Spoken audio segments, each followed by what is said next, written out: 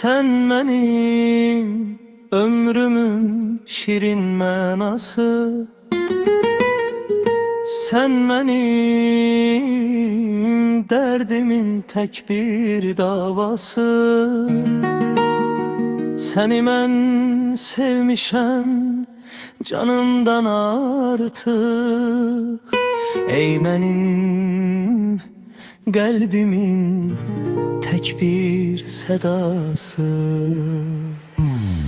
Dünya bir tərəfə, sen de bir tərəf, seninle yaşamak mənə bir şərəf. Məhəbbət yolunda sadiq qalmışam, seni sevməyimsə deyil təsadüf.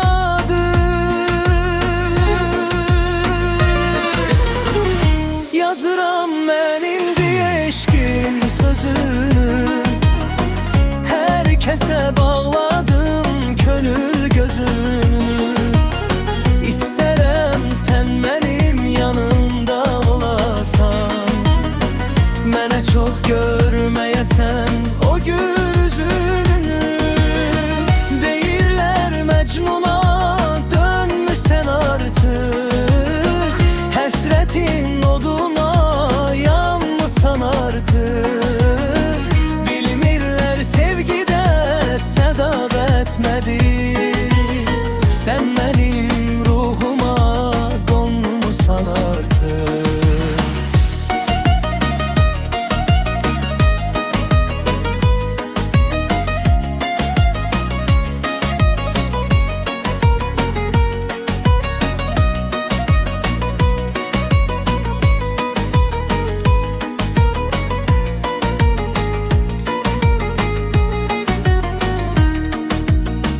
Meydanda bizimdi, sevgi de bizim.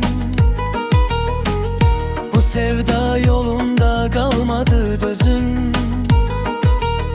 Hardasan ey güzel, gel çık qabağa. Seni görmeyen de kederlidir gözüm.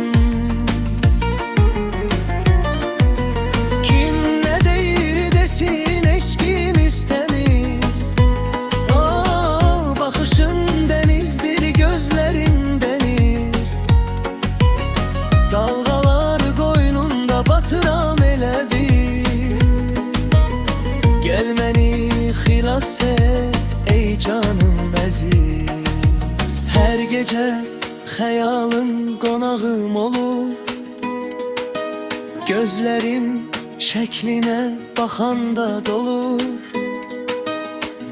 Vəfalı olanın bəxti gətirər, namerdin bağçası tezlikle solur.